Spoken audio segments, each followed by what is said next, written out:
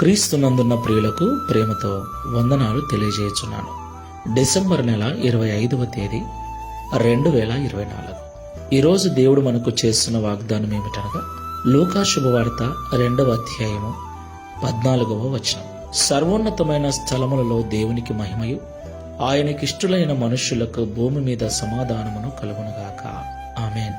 నా ప్రియమైన సహోదరి సహోదరులారా, మొదటగా ఈ మాటలు వింటున్న మీకందరికీ మన ప్రభువును రక్షకుడైన యేసు క్రీస్తు ప్రభుల వారి జన్మదిన శుభాకాంక్షలు మీకు తెలియజేస్తున్నాను. Happy Christmas, merry Christmas. నా ప్రియులారా, ఈ క్రిస్మస్ దినమున నిజంగా ఎంతో సంబరాలు చేసుకుంటూ ఎంతో హంగులు ఆర్భాటాలతో యేసుక్రీస్తు పుట్టిన దినాన్ని లోకం జరుపుకుంటుంది. అయితే యేసుక్రీస్తు ప్రభుల వారు ఎందుకు పుట్టారు?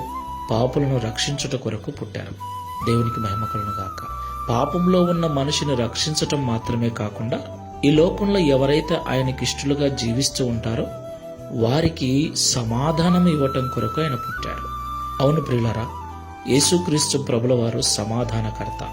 సమాధానము లేకపోతే ఇంట్లో కానీ, ఆఫీసులో కానీ, సంఘములో కానీ, దేశముల మధ్య కానీ, మనుషుల మధ్య కానీ సమాధానము లేకపోతే అల్లర్లు, గొడవలు, కష్టము, నష్టము. సమాధానము లేకపోవటం చేత యుద్ధాలు జరుగుతూ ఉన్నాయి. సమాధానం లేకపోవటం చేత నెమ్మది కరువై మనిషి మరణిస్తూ ఉన్నాడు. కాబట్టి మనుషుల మధ్యన సమాధానం అవసరం. మనిషి హృదయంలో సమాధానం అవసరం. ఆ సమాధానాన్ని, నెమ్మదిని ఈ లోకంలో ఎవరిస్తారు? ఏదిస్తుంది? కొంతమంది డబ్బు వెంట పరిగెత్తుతున్నారు, కొంతమంది ఆస్తుల వెంట పరిగెత్తుతున్నారు, కొంతమంది పేరు ప్రతిష్టల వెంట పరిగెత్తుతున్నారు.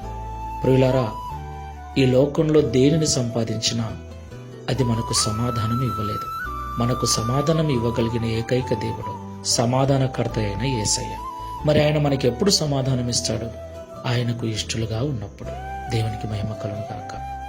ప్రార్థన చేసుకుందాం.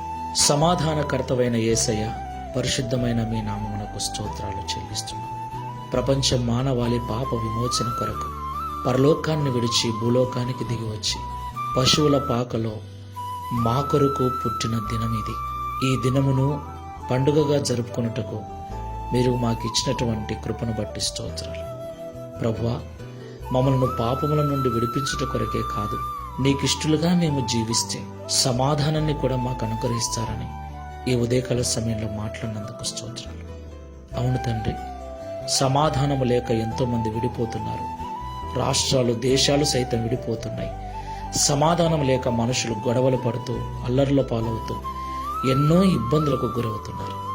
ఈ మాటల ద్వారా వారి మనస్సు నీ వైపు త్రిప్పబడి వారు నీకిష్టులుగా జీవిస్తూ మీరు మాత్రమే ఇవ్వగలిగే సమాధానమును, శాంతిని, నెమ్మదిని అనుభవిస్తూ నీకు సాక్షులుగా జీవించుటకు సహాయం చేయమని ఈ క్రిస్మస్ పండుగ దినమున మా ప్రియులందరి జీవితాలను, హృదయాలను, కుటుంబాలను సమాధానము చేత, శాంతి చేత నింపి నడిపించమని యేసుక్రీస్తు వారి నామములో ప్రార్థించి వేడుకుంటున్నాము తండ్రి.